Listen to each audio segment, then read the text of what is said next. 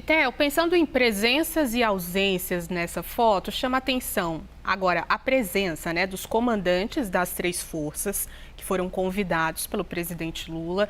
Lula fez um aceno, de alguma forma, né, ali no discurso, falando sobre a importância do papel das Forças Armadas, que é muito importante fazer esse aceno, porque a gente lembra, é uma relação que vem se construindo a trancos e barrancos entre executivo e militares, depois do que aconteceu ali no 8 de janeiro. E aí a Jussara Soares nos traz uma informação que é muito relevante, tá? Uma matéria que está no site da CNN, que teve a presença, teve ali a foto ao lado dos comandantes, mas sob reserva, os militares dizem que tem ali uma intenção do PT de manter uma ferida aberta, né? Uma desconfiança das Forças Armadas, porque isso seria uma estratégia política para manter uma polarização no país, ou seja, uma crítica muito dura em relação à postura do PT em si, do partido, né? E da área mais política, sindicalista ali dentro do governo, sobre essa relação com os militares. É interessante que a gente coloque isso também aqui na análise, né? Como está essa relação hoje, depois do 8 de janeiro, teve aquele movimento de retirar os militares de todos os postos possíveis, né, em meio a uma desconfiança da posição política, se eles estariam mais ligados ao ex-presidente Jair Bolsonaro. E agora, como é que está essa relação? Olha, Ju, a relação melhorou com relação ao que era no começo do governo do presidente Luiz Inácio Lula da Silva. Isso, de fato, houve uma melhora. Porque naquele primeiro momento, a desconfiança era muito grande.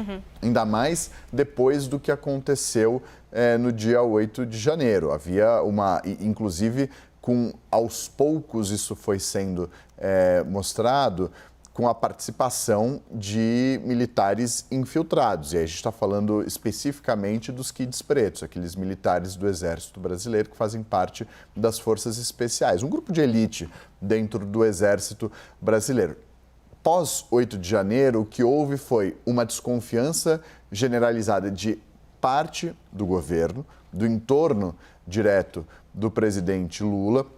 Havia já uma desconfiança, por exemplo, da primeira-dama, Janja da Silva, com relação à presença próxima desses militares dentro do governo. Vocês vão se lembrar de uma fatídica treta que foi entre a Polícia Federal, agentes de segurança fazendo a escolta, a segurança direta do presidente e do vice-presidente, e militares. Naquele momento foi uma queda de braço. Quem que vai fazer parte desse grupo seleto e obviamente, de confiança, de extrema confiança, de proteção e segurança do presidente e do vice-presidente?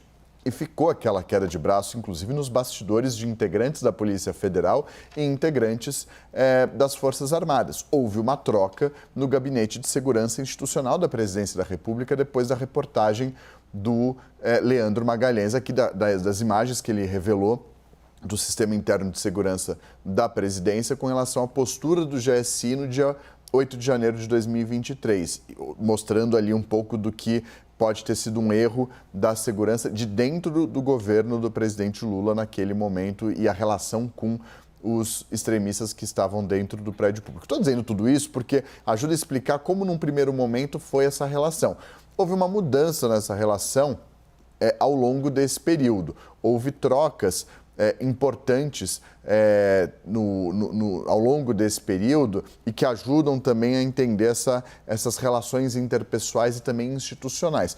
Uma atuação importante também é a do ministro da Defesa, José Múcio Monteiro. Gustavo Uribe também trouxe a apuração de que ele segue firme no cargo a despeito das mudanças da reforma ministerial.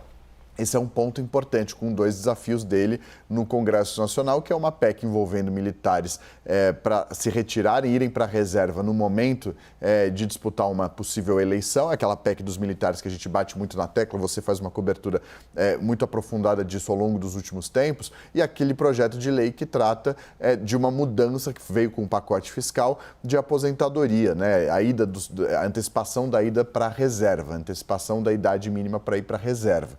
Então, tudo isso também passa por essa relação. Houve uma melhora na relação, houve menções e sinalizações importantes do presidente nesse discurso que ele fez hoje lá no Palácio do Planalto, na sede do governo federal. E faço um outro destaque, que é a entrevista do José Múcio Monteiro, ministro da Defesa, ao Gustavo Uribe, em que ele fala que deseja o fim da suspeição.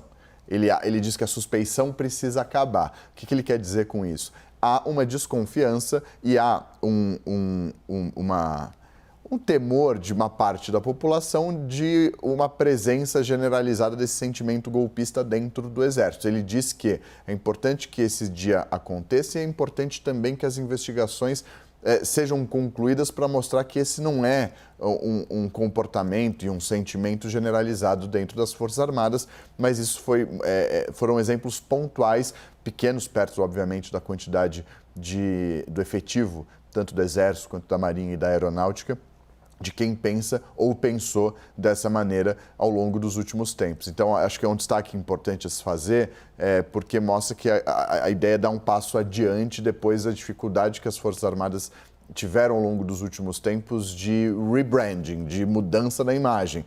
Depois de 64, depois dos 21 anos de ditadura militar no país. Uma tentativa de tocar o barco e aí vem uma desconfiança maior que vem sendo revelada também por maus exemplos que estão, por exemplo, dentro das Forças Armadas e que ficaram nítidos nas investigações da Polícia Federal que dizem respeito à trama golpista.